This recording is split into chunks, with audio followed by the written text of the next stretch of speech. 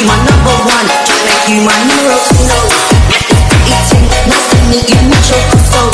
Sweeter than a chulo, she calls me papi chulo. Kencana ya. Aku hanya memikirkan satu peraturan penting. Kenapa kau lakukan hari ini kalau kau bisa melakukannya besok? A few moments later. Assalamualaikum warahmatullahi wabarakatuh. Perkenalkan, nama saya Fitri Andriani. Saya dari lokal 24C dengan NIM 240101010198. Oke, langsung saja saya akan membacakan soal yang pertama, yaitu jelaskan tentang hak asasi manusia atau seringkali disingkat dengan HAM. Hak asasi manusia adalah hak mendasar yang melekat pada setiap individu sejak lahir, yang bersifat universal dan tidak dapat dicabut oleh siapapun terlepas dari perbedaan agama, ras, gender, atau status sosial.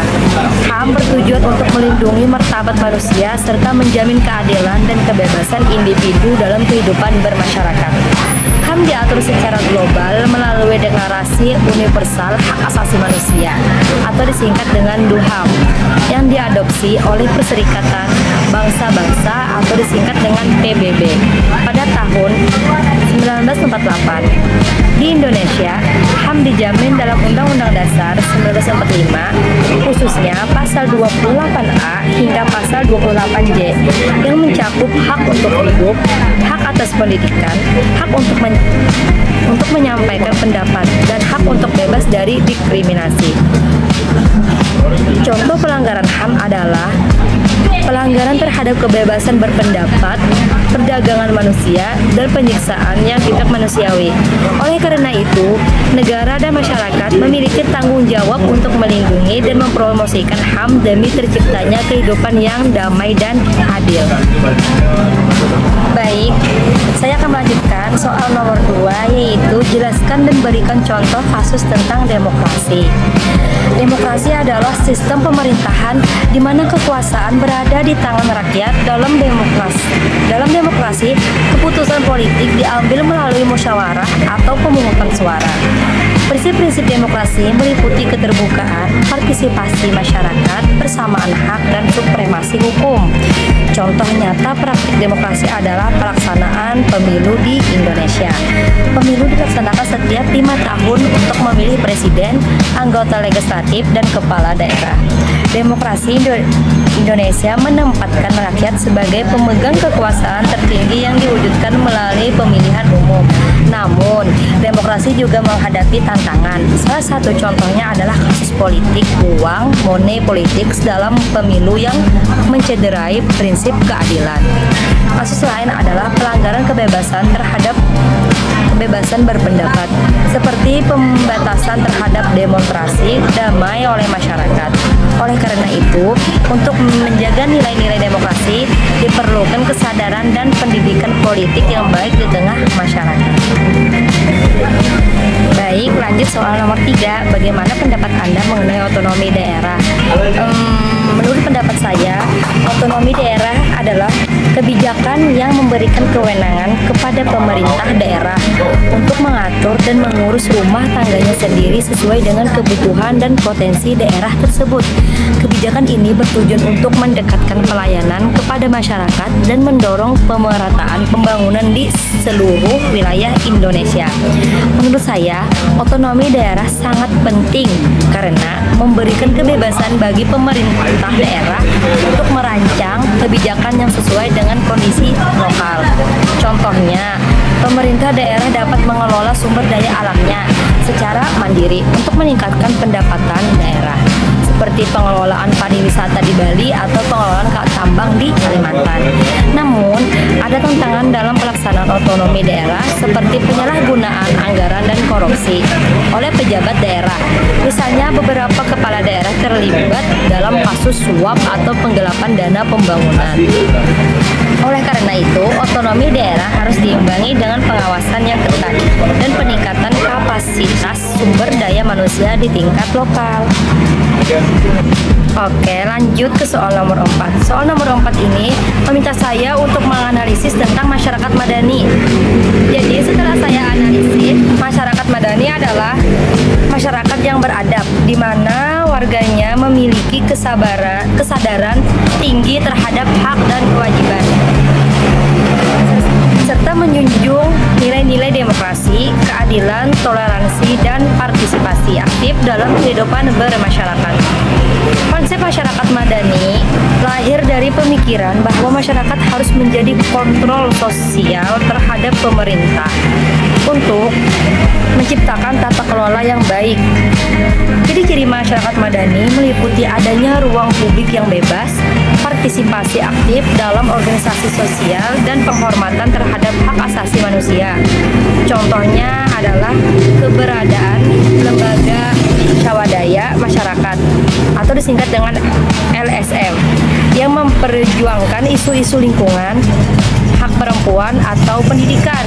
Namun, masyarakat madani sering menghadapi tantangan seperti tekanan dari pemerintah otoriter, rendahnya pendidikan politik, dan minimnya kesadaran masyarakat terhadap pentingnya partisipasi dalam proses demokrasi.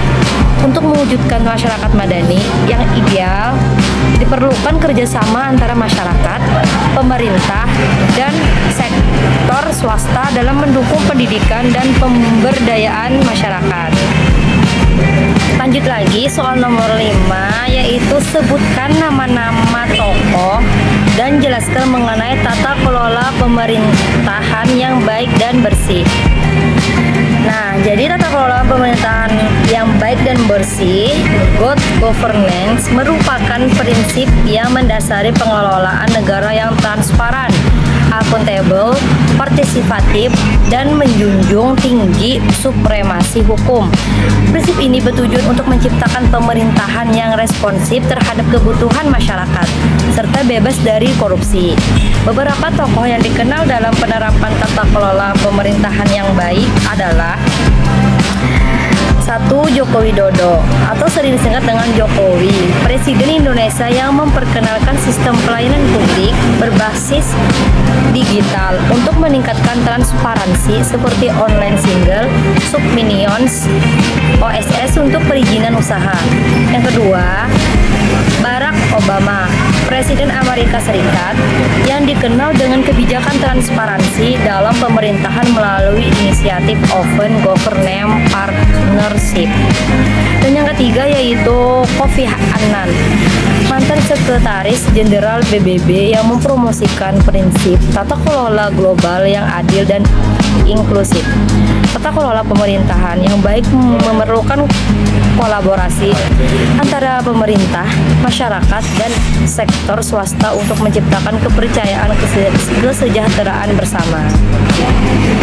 Baik, saya akan melanjutkan soal nomor 6, yaitu apa yang dimaksud dengan ketahanan dan integrasi sosial nasional. Ketahanan sosial nasional adalah kemampuan suatu bangsa untuk menjaga stabilitas dan keutuhan sosial dalam menghadapi berbagai tantangan, ancaman, hambatan, dan gangguan yang berasal dari dalam maupun luar negeri. Ketahanan ini meliputi berbagai aspek seperti budaya, ekonomi, dan politik yang saling mendukung untuk menciptakan masyarakat yang harmonis. Integrasi sosial nasional adalah proses menyatukan berbagai kelompok dalam masyarakat dengan latar belakang yang berbeda seperti agama, suku, dan budaya, sehingga tercipta persatuan dan kesatuan bangsa.